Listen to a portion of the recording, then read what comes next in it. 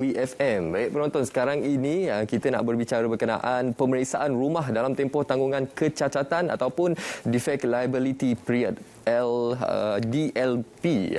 Jadi untuk kita berbicara berkenaan perkara ini, kita bawakan dua orang tetamu di studio pada pagi ini, iaitu Encik Abdul Rani Megat Kasim, Timbalan Pengurusi Tribunal Perumahan dan Pengurusan Swata KPKT, Kementerian Perumahan dan Kerajaan Tempatan, dan juga Surveyor Teknologis Muhammad Asrul Hasin, Pensyarah Kanan Universiti Teknologi Mara Cawangan Perak. Assalamualaikum buat kedua-duanya. Waalaikumsalam. Baik, bila kita bercakap berkenaan DLP ini, Defect Liability Period ini, mungkin kita pertama kali untuk kita memberikan pencerahan kepada penonton dari segi apakah dari segi tempoh bagi liability kecacatan ataupun DLP ini. Berapa lama tempohnya sebenarnya? Okey, terima kasih. Untuk tempoh DLP ini, kita ada beberapa term lah, okey, yang digunakan di dalam perjanjian jual beli rumah. Okey, yang pertama iaitu 12 bulan dulu. Kemudian ditambah baik menjadi 18 bulan. Kemudian yang terkini yang lebih baik iaitu 24 bulan. Bermakna 2 tahun pemilik rumah baru ada masa untuk membuat pemeriksaan dan juga membuat laporan kepada pemaju. Jadi perjanjian yang ada adalah di antara pembeli dan pemaju. Jadi pembeli akan buat laporan kepada pemaju untuk pembaikan. Jadi yang terkini ada 24 bulan. Okey, tetapi pembeli perlu menyemak dokumen perjanjian jual beli rumah di antara pemaju. Ada yang 18 bulan, ada yang 24 bulan. Dia ada beberapa tempoh yang ditetapkan di situlah. Jadi itu antara perkara yang perlu kita war-warkan kepada penonton, terutamanya bagi individu-individu di luar sana yang ingin membeli rumah, ada yang ingin membeli rumah pertama. Jadi mungkin Tuan boleh kongsikan apa yang perlu diperhatikan sebagai pembeli rumah ini semasa pemeriksaan kecacatan dilaksanakan. Seperti mana Tuan Asrul menyatakan bahawa tempoh defect liability telah pun ditetapkan secara undang-undang. Dan di dalam perjanjian, terma perjanjian telah menetapkan dalam tempoh 24 bulan ataupun 18 bulan untuk melihat, meneliti apa juga kecacatan yang ada. Jika mana-mana pihak pembeli rumah, pembeli rumah landed ataupun pembeli rumah strata yang mendapati bahawa terdapat kecacatan, beliau boleh membuat aduan atau membuat tuntutan di tribunal. Kerajaan telah menubuhkan tribunal tuntutan pembeli rumah sejak tahun 2003, yang mana pembeli rumah boleh memfailkan tuntutan dengan membuat pembayaran fee sebanyak RM10 saja untuk menuntut kepada pihak pemaju membaiki apa-apa juga kecacatan yang telah berlaku pada rumah mereka, ataupun membuat tuntutan ganti rugilah dalam tempoh tersebut. Jadi di tribunal kita ada 12 tribunal yang telah ditubuhkan di Malaysia. Kita ada di Putrajaya 4 mahkamah. Kita ada di Kuala Lumpur 2. Kita ada di Pulau Pinang ada 3. Di Johor Bahru dan juga di Kuala Terengganu untuk pembeli rumah atau pemilik serta yang mendapati terdapat kecacatan teknikal atau kecacatan defect liability period untuk memfailkan tuntutan mereka di tribunal. Baik. Mungkin boleh kongsikan kepada penonton apa antara kecacatan pada hartanah yang biasanya diajukan oleh pembeli kepada pemilik hartanah dan sebagainya, Tuan? Okey, biasanya kecacatan yang jelas lah. Okey, kalau pemilik rumah membuat pemeriksaan sendiri, yang pertama itu keretakan, okey, kebocoran. Kemudian keretakan pada jubin, ataupun ada juga yang kes yang terkini banyak berlaku, iaitu jubin ini meletup ataupun dia terkeluar daripada kedudukan asal. Kemudian dari segi kelengkapan elektrik. Okey, yang akhir sekali saya nak sebut adalah dari segi saiz. Saiz yang sepatutnya diberikan oleh pemaju kepada pembeli tidak mencukupi, ataupun ketinggian jubin di dapur sepatutnya 5 kaki kalau ikut dalam SMP dan standard dalam peraturan 5 kaki. Tapi dia bagi 4 kaki setengah ataupun 4 kaki. Jadi itu nak perlu pemilik-pemilik rumah perlu periksa. Itu antara yang perlu mereka peka dalam melaksanakan pemeriksaan terhadap rumah yang ingin dibeli kan. Ya, betul. Dan sebelum masuk rumah itu antara perkara-perkara yang perlu mereka berikan perhatian.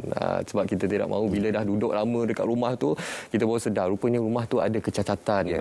Jadi ianya ada tempoh-tempoh yang tertentu perlu untuk kita membuat tuntutan seperti di tribunal dan sebagainya. Jadi mungkin tuan boleh memberi penjelasan yang lebih menyeluruh berkenaan apa yang akan berlaku dari segi prosesnya apabila tuntutan tersebut dihantar, berapa lama proses dari peringkat awal sehingga ke peringkat akhirnya. Proses tuntutan adalah mudah di tribunal tuntutan pembeli rumah. Pihak pembeli boleh memfailkan borang tuntutan yang boleh diambil, dipanggil borang satu, dan difailkan dengan fee sebanyak RM10 di mana-mana tribunal yang saya nyatakan sebentar tadi, 12 tribunal, ataupun boleh dipostkan kepada pihak tribunal lah. Dan kita akan menetapkan satu tarikh yang mana pihak presiden tribunal ataupun pengerusi tribunal akan mendengar kes dan akan mengarahkan suatu section teknikal, satu jawatan teknikal, pakar teknikal untuk membuat pemeriksaan kepada rumah yang dikatakan cacat tersebut. Dan pemeriksaan teknikal ni kita akan mengambil masa dalam tempoh 65 hari saja untuk membuat pemeriksaan bergantung kepada komplikasi cacatan tersebut. Dan perbicaraan akan berlangsung lebih kurang 120 hari saja untuk pihak tribunal mengeluarkan keperintah atau keputusan award sama ada untuk mengarahkan pemaju membaiki ataupun membayar ganti rugi kepada pihak pembeli. Baik, itu antara pencerahan yang cukup baik berkenaan proses yang boleh dilakukan dan berapa lama tempoh berkenaan proses tuntutan tersebut. Tuan, mungkin boleh kongsikan kepada penonton bagaimana sekiranya kecacatan rumah tersebut dijumpai selepas tamatnya tempoh liability ini. Jadi mungkin ada saranan tuan kepada penonton berkenaan dari segi proses pengubahsuaian rumah, sebab kadang-kadang ada ketika proses pengubahsuaian tersebut dilakukan dalam tempoh liability dan juga ada yang dilakukan selepas tempoh liability. Jadi bagaimana? Mana yang lebih sesuai sebenarnya? Okey, biasanya kita beli rumah ni selalunya tak cukup lah kan. Yang paling tak cukupnya dapur lah kan. Sebab kita masuk dapur kecil. Jadi adakah pemilik rumah boleh buat penambahan rumah kan? Jadi untuk penambahan ini, jika kita baca, kita merujuk kepada dokumen lah. Okay? Kita merujuk kepada dokumen. Ada dokumen yang DLP tadi, defect liability period ini akan void sekiranya melakukan tambahan. Tetapi jika kita baca secara terperinci, void itu ataupun dibatalkan itu hanya untuk kawasan yang dibuat penambahan.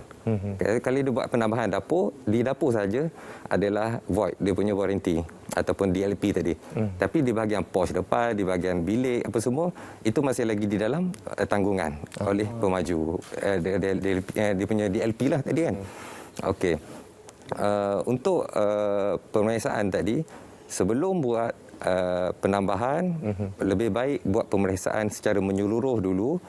Dah dapat pembaikan daripada pemaju, barulah buat penambahan. Itu saya sarankanlah kepada penonton. Saranannya, jangan kita terlalu membuat keputusan tergesa-gesa, dapat kunci rumah terus nak buat renovation, buat pengubahsuaian, itu kita risau akan mendatangkan masalah di kemudian hari nanti kan. Tuan, bagaimana pula dari segi tuntutan ini apabila ianya telah dihantar kepada pemaju, namun pemaju pula bersikap tidak ambil endah, degil, tidak mengambil endah terhadap tuntutan ataupun aduan yang diberikan. Okey, apabila tuntutan telah difailkan di tribunal dan pihak tribunal telah mendengar kes dan membuat keputusan ataupun perintah ataupun award, maka award ataupun perintah tersebut hendaklah dipatuhi oleh pihak pemaju. Kegagalan mematuhi award adalah satu kesalahan juga, satu kesalahan yang boleh dihukum lah. Dan juga pihak pembeli boleh, kita juga akan apabila award itu akan mendaftarkan award tersebut di mahkamah. Maka pihak pembeli boleh menguatkuasakan perintah tersebut terhadap pemaju yang enggan mematuhi award yang telah diberikan. Jadi terdapat dua tindakan di sini, iaitu tindakan jenayah dan juga tindakan sivil terhadap pemaju yang enggan mematuhi perintah atau award yang diberikan oleh tribunal. Baik. Okey. Dalam ruang masa yang ada ni Tuan, mungkin boleh kongsikan kepada penonton dari segi saranan kepada mereka untuk melakukan pemeriksaan dalam tempoh DLP ini. Apa yang perlu mereka ketahui dan berikan perhatian berkenaan detail-detail ataupun perincian di dalam rumah Tuan? Okey, untuk pemeriksaan rumah, jika pembeli rumah untuk membuat sendiri, membuat pemeriksaan sendiri, perlu membuat secara terperinci daripada depan rumah sampai keseluruhan di dalam rumah dan termasuk di dalam bumbung-bumbung sekali. So termasuklah pintu, tingkap, dari segi alignment ataupun distrik ataupun tidak, itu pun kena tengok. Betul. Dan bilik itu kita tengok tiles, dia punya jubin, sama ada jubin itu sama besar ataupun tidak. Kemudian luas tangga sama besar ataupun tidak.